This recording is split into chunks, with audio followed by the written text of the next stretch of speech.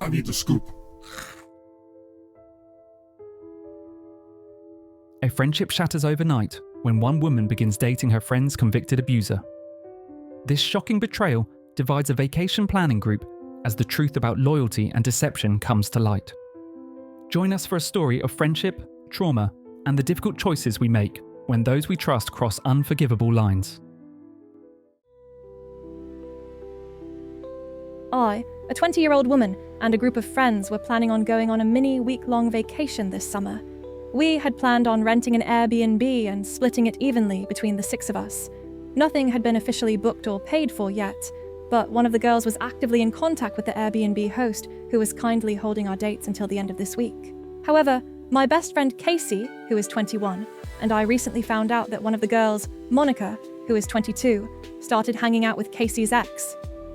For some context, Casey's ex, Theo, is not a good guy. They dated for a year in high school, and during that time, he was abusive and sexually assaulted Casey multiple times throughout their relationship. This is not news to anyone. Casey went to the authorities about it and was dragged through court, but in the end, Theo was in fact found guilty.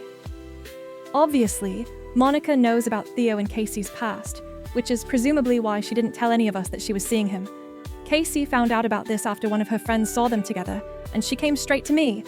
She is, obviously, extremely hurt, and immediately told me she can no longer be friends with Monica. I'm also disgusted by Monica's actions, and also cannot see myself being friends with her anymore. Casey and I both sent a quick message to our vacation planning group chat to say that we would no longer be attending the vacation. We didn't really give much of an explanation why at first, but they all started messaging and calling non-stop demanding answers. Finally, Casey just said, "I refuse to share a space with someone who is actively the ex-boyfriend that traumatized me." We both left the group chat after she sent that message. Now, all the girls are messaging us individually.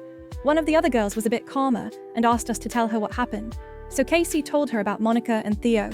The other 2 are more angry at us, basically saying we're terrible friends for bailing on plans over a high school relationship, and now they can't afford the vacation anymore because the Airbnb is too expensive to split between only 4 people. Monica hasn't texted or called me at all, but she sent Casey a long message that basically said, "Sorry for not telling you about him, but he's different now, and he's actually a good guy." Casey didn't reply to it yet, but she showed it to me and is deciding how or if she will eventually reply. One of the friends that is upset about me and Casey dropping out is the one who has been doing the Airbnb research, and she claimed there are no other good places available for a decent price. But I don't really think there's anything I could do about that. This situation is especially difficult because Casey and I have been friends since we were 3 years old, and we met Monica when we were 6. We have been close ever since then, to the point where all of our families and parents are extremely close as well. Nonetheless, Casey is my closest friend in the world, and I support whatever way she wants to go about this, including if she wants to block Monica. I do feel bad that they won't be able to afford the vacation now, but Casey is my closest friend, and I know how hurt she is by Monica's actions. Should we have just gone and dealt with the situation afterwards? Readers rallied behind the original poster and Casey, recognizing the severity of the situation far beyond a simple high school relationship. While Casey processed this painful betrayal, an even more disturbing truth was waiting to be uncovered. Just 5 days after the initial revelation, a phone call would expose a web of deception that had been carefully maintained for an entire year. If you didn't see my original post, the short version is that my best friend Casey and I were supposed to go on a girls' trip with 4 other friends this summer.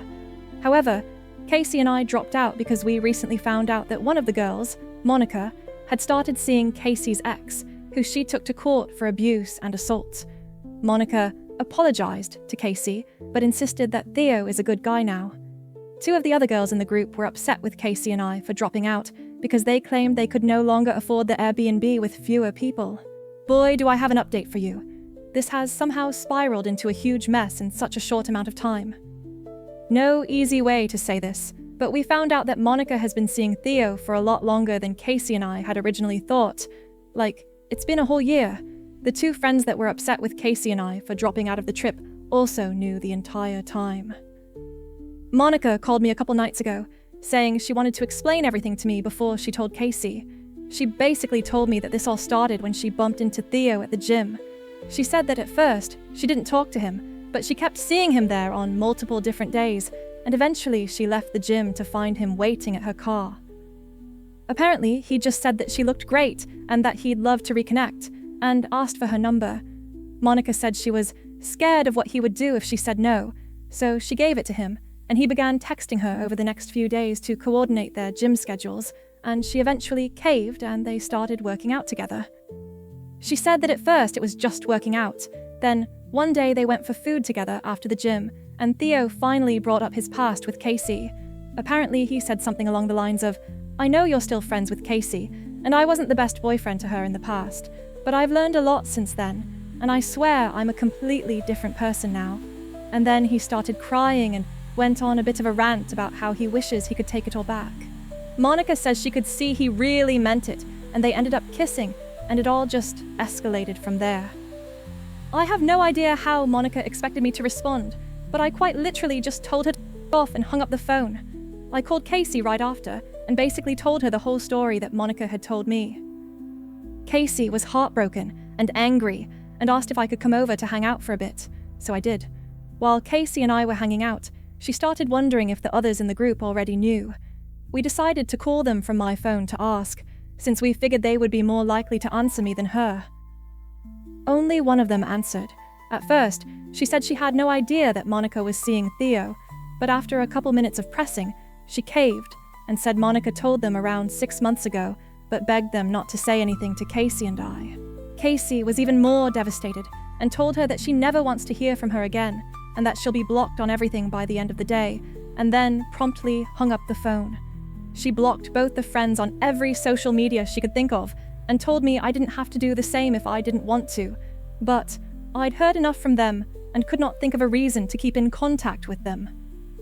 I asked her what she wanted to do about Monica, but she said she didn't deserve a goodbye message and simply blocked her on everything as well, and I did the same.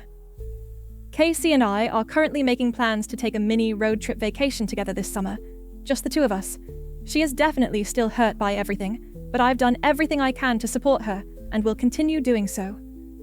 I suspect Monica will eventually come crawling back when Theo shows his true self again, but we're keeping her blocked. Some people pointed out how flawed Monica's logic was, feeling so physically unsafe with him that she just started dating him so he wouldn't do anything bad to her. What a start to a relationship.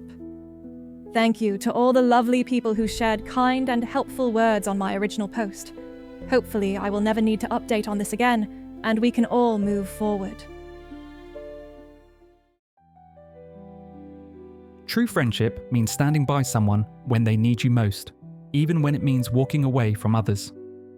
Subscribe to stay updated on stories of loyalty and betrayal that test the boundaries of friendship. Share your thoughts on supporting loved ones through trauma in the comments below, and explore our other videos about recognizing toxic relationships and the power of genuine support.